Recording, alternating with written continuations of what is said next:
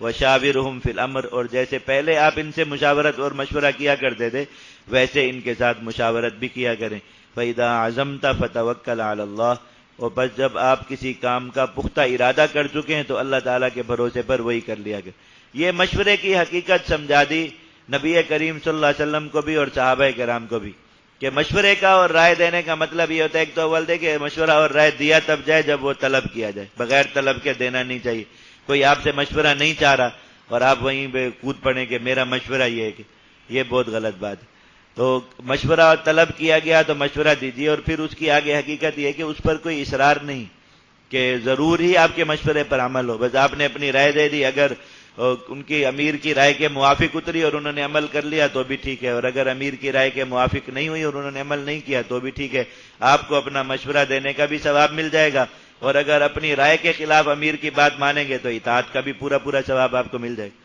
اور دوسری طرف انہیں یہ بات سمجھائی گئی نبی کریم صلی اللہ علیہ وسلم کو کہ آپ پر لازم نہیں ہے کہ اگر لوگوں کی کثرت رائے ایک طرف ہو جائے تو آپ ضروری اس پر عمل فرمائیں،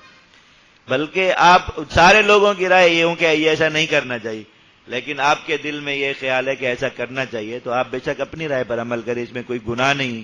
اور اس میں کوئی غلط بات نہیں ہے کہ سارے لوگوں کی رائے کو ترک کر دیں، آپ چھوڑ دیں۔ تو کثرت رائے کا جو ہے وہ اتباع کرنا یہ ذمہ دار کے لیے ضروری نہیں ہے کہ بعد میں اس پر اس چیز کی وجہ سے اعتراض کیا جائے کہ سب لوگوں کی بات تھی وہ نہیں مانی اور اس کی وجہ سے ایسے ہو گیا۔ اللہ تعالیٰ فرماتے ہیں کہ جب آپ کا کسی کام پر پختہ ارادہ ہو جائے فتوکل علی اللہ، تو اللہ کے بھروسے پر آپ وہی کیا کیجیے۔ اب جیسے یہ غزوہ احد میں نکلنے کے مسئلے پر ہوا کہ نبی کریم صلی اللہ علیہ وسلم نے کثرت رائے کے سامنے اپنی رائے کو تبدیل فرما لیا، اور اس کی وجہ سے پھر یہ سارے معاملات ہوئے، آگے جو کچھ بھی نقصانات ہوئے اور سب کچھ ہوا، تو اللہ تعالیٰ فرما رہے ہیں کہ آپ آئندہ ایسا نہ کریں، بلکہ اگر لوگوں کی رائے ایک طرف ہے اور آپ کا شرع صدر اس پر نہیں ہو رہا تو آپ اپنی رائے پر عمل فرمائیں، اور پھر اس میں اللہ تعالیٰ پر بھروسہ کریں، اس کا نتیجہ اچھا نکلا تب بھی خیر ہے، اور اگر بظاہر اس کا نتیجہ اچھا نہیں نکلا تب بھی خیر ہے کہ عمل کرنے والوں کے لیے تو ثواب ہی ثواب ہے۔ آپ دیکھیں کہ چھوٹا ہونے میں کتنی خیر ہے کہ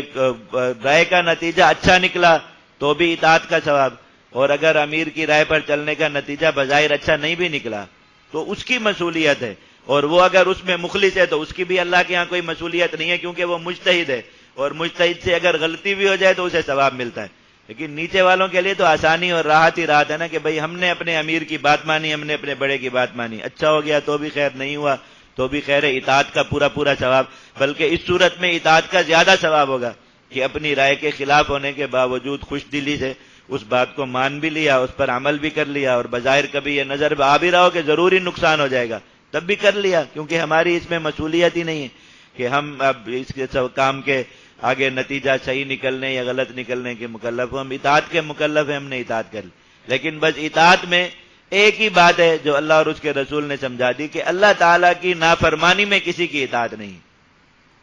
کوئی شخص ایسا امر کر رہا ہے جو پتہ ہے کہ اللہ کی نافرمانی، بس اس میں اطاعت نہیں ہے، اس سے نیچے ہر کام میں اطاعت،